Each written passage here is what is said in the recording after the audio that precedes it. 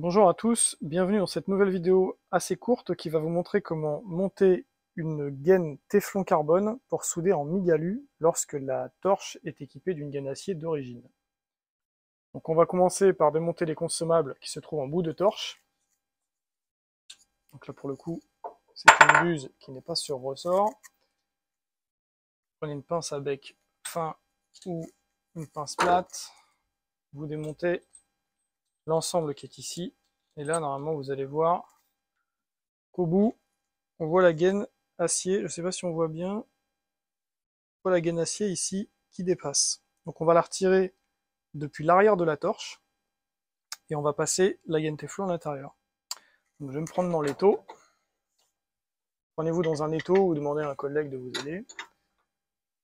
Donc ici vous serrez, avec des morts en alu c'est préférable, ça évitera de marquer la tête de torche. Et ensuite il faut tendre la torche le plus droite possible. Avant de faire cela, il va falloir démonter le petit bouchon qui est à l'arrière de la torche. Et après avoir tendu la torche, on va pouvoir retirer la gaine acier qui se trouve ici.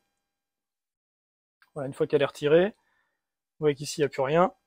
Et donc on va passer la nouvelle gaine à l'intérieur. Donc voici la gaine.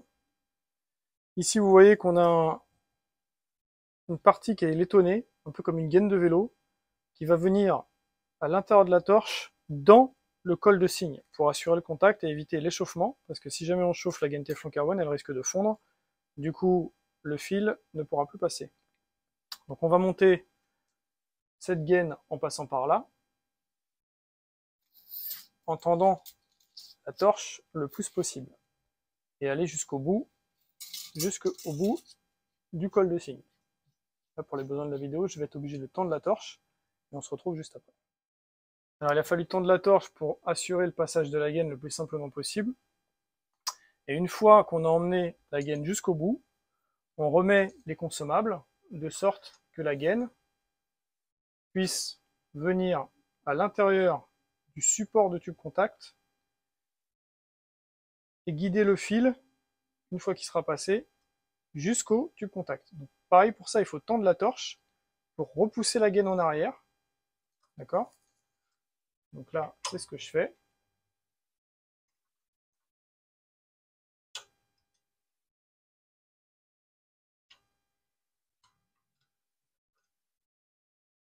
Et le tour est presque joué. Voilà, là, on est bien. On veille bien avoir ici un tube contact du diamètre du fil qu'on passe. C'est-à-dire, si on passe du diamètre 1, il faut un tube contact alu de diamètre 1 alu. Si c'est du 1,2, bah du 1,2 alu. Alors la différence, c'est quoi? C'est que le trou qu'il y a ici, si par exemple on passe du 1 alu, en fait le trou ne fait pas tout à fait 1, il fait plutôt 1,20 ou 1,15 plutôt, car le fil aluminium avec la chaleur a tendance à se dilater et coller dans le tube contact. Donc quand ça colle dans le tube contact, le fil va coincer, et ensuite ça va bourrer au niveau de la gaine et faire la queue de cochon au niveau du dévidoir de fil. Donc là, on remet la buse. Ici, on change d'angle de vue. Donc moi, j'ai pris une torche de 3 mètres, car en aluminium, il vaut mieux prendre la torche la plus petite possible pour éviter le mauvais guidage du fil si jamais on fait des S par terre avec la torche. Donc on va couper la gaine à peu près à 20 cm du cul de la torche, et ensuite on va réajuster. Je vais vous montrer comment faire. Donc voilà, la gaine est coupée. Alors, je vous conseille de la redresser légèrement avec votre doigt pour assurer le guidage parfait du fil. Ensuite, derrière, vous avez dans le kit quelque chose qui va devoir soit être vissé jusqu'au bout, d'accord, soit il va glisser autour de la gaine, et ensuite on viendra y mettre le petit bouchon que vous voyez là. Donc voilà ce que ça donne une fois que la gaine est passée et que cette partie-là a été vissée, donc filetée dessus. Alors, pour le coup, c'est pas très bien fait. Là, ça m'a pris au moins 5 grosses bonnes minutes pour visser ça, mais enfin bon, une fois que c'est fait, c'est fait. Ensuite, on vient passer le petit écrou ici, on vient visser ici, en pression, mais pas avec une clé, sinon on va découper la gaine avec l'espèce de petit bouchon qu'on a mis avant.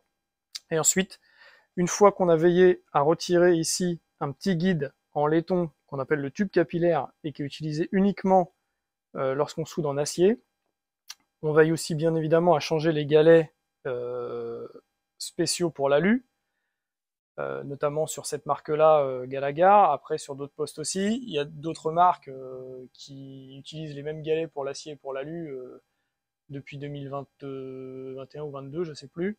Mais le comment dirais-je, le classique du classique, c'est ça. Hein. C'est changer les galets, retirer le tube capillaire, enfoncer la gaine téflon ici dans le trou, et ensuite réajuster la longueur une fois qu'on est dedans. Donc je vais vous montrer comment faire. Voilà, donc là je suis passé à travers le raccord européen, ce qui me permet de raccorder ma torche, et là on voit ma gaine qui vient sur le galet. Donc ce que je fais, je visse ma torche sur le poste, je prends un cutter et je marque ici la gaine pour pouvoir la recouper par la suite afin que la gaine soit coupée le plus proprement possible et que le fil soit guidé exactement de la même manière.